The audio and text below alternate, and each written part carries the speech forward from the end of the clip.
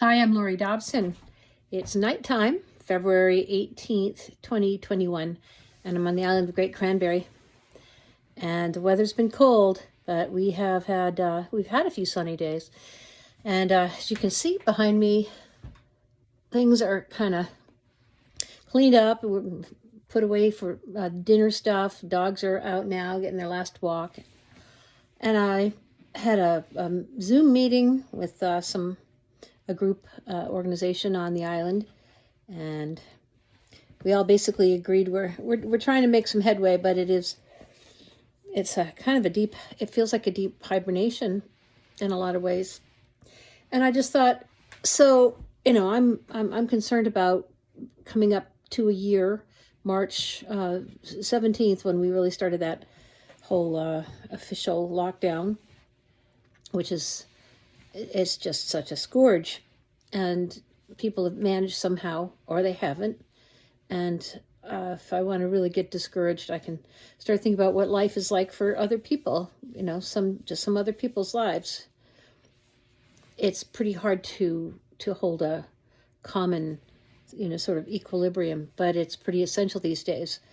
And doing things that make you feel better doesn't mean you don't care about the rest of the world, because there is time that you must put in time being sensitive, and seeing where things are really at. I'm not one of those people that thinks you can just sleep your way through, a crisis for your country. So lots of people have been very much on the fighting just for a fair shake. Anyway, however, I got lots of positive feedback from the island for the cupcakes that we made. The 100 cupcakes went out to in 25 boxes to homes, and it was a good feeling to just do something that felt good for other people, and it was a sweet thing too, so that wasn't bad. But also, it's been a week since the movie that was shown called Absolute Proof, Stolen Presidential Election movie. And they're played at the Seaside Playhouse on island here every Saturday. And then another one was scheduled, decision of the president. And it's a controversial film. And there was a huge reaction. I think people are mostly settled down now. They seem to be surprised that anyone would dare show something that wasn't, the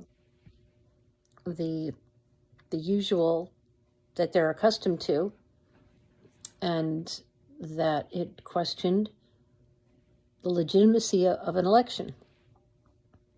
So that was a week ago. The movie was shown, huge reaction, and then it really exploded across the information page with some very unfortunate goading on by the administrator. I spoke up in some previous videos and sent a letter to the Board of Trustees, and then also sent a comment on their Facebook page, and got mad because I thought that was scrubbed. Who knows? It was a real turmoil all week for all of that, and I think that what we're learning is that there is not a unanimity of belief, and that people don't like to get pushed too far, and they'll respond. And I think right now, with people not sure if the Congress is completely shined on its promise to help people and to get relief for them, that that we're not going to face another kind of a backlash, and people have enough on their plates without having to register protest. The protest should be obvious by the situation itself, and why they can't seem to keep it in their brains or their minds or their priorities is because life is just so much damn easier for those people. It's not even, I try to conceive of the level of comfort that would be there if you had lifetime medical coverage, medical insurance, if you got paid well, if you got options that they have, and you're already a millionaire, you're not even there. So, multimillionaire. It's just the level of wealth some people have. It's truly staggering to me that there's not more sensitivity and understanding that that's just not the way it is for a lot of people, and that's what the government's supposed to take care of. Or why have a government? It's not there to make life easier for people whose lives are already easy enough. So I wonder about the activity on this island in the summer. It's going to be tricky to know. So much is still up in the air.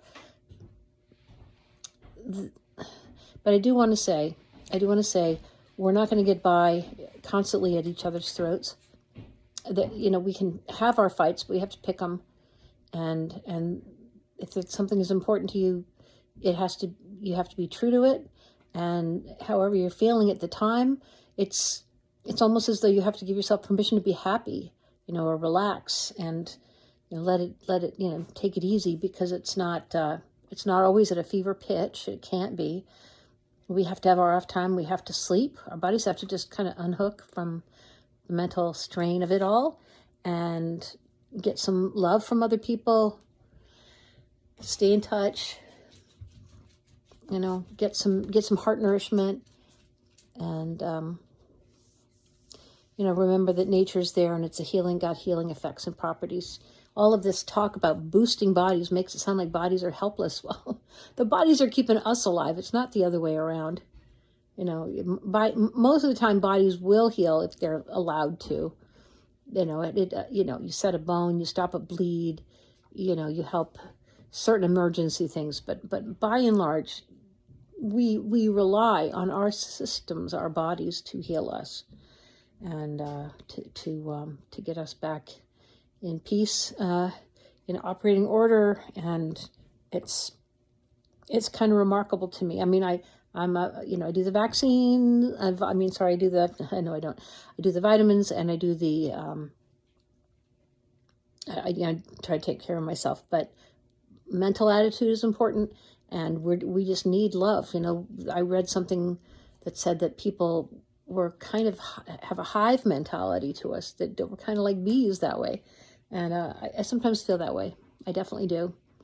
I miss the hum of activity and the sense of, societies and cultures and civilizations, and things are happening, and people are having, going to market, and they're having commerce and sharing and trading around and getting your needs met and meeting other people, and that whole sense of life, of color, of smells, of taking care of ourselves, just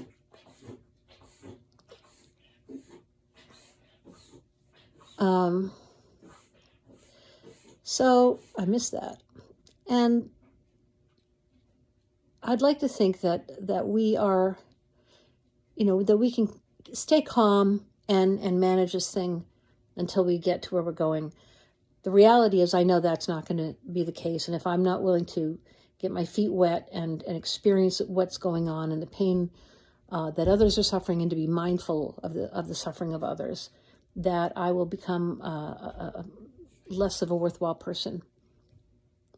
My job here is not just to live for me, but consider and have a kind regard for the rest of humanity. And that's our job together. And if we all do that job together, then we'll have an okay country. We don't have an okay country because we aren't doing that. And it's not enough of a priority. So you got to start with number one. You got to start right here. So you got to find a way to love yourself.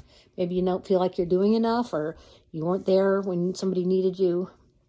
Got a lot of people that probably feel really bad about this last year. I think it's okay. It's okay to take the time. My experience of grief is that it comes in waves, but it does go. It isn't always there. And sometimes you get a blessed relief for a while, and you just got to take it. You got to be good to your heart. I'm just going to say that in 50 different ways. So I'll just leave you with the thought of just knowing that, I'm there.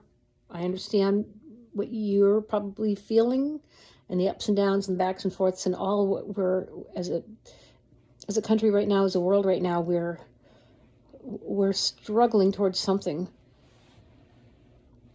and slouching towards Byzantium, I think is the expression. I might not be the right one, but we're trying to birth something new and something helpful to somehow balance out all of this sacrifice. So much of it seems to be needless, and I can't imagine that it's getting wasted. I believe that on some level we're getting stronger in different kinds of ways, but we can't ignore the need to breathe, the oxygen issue.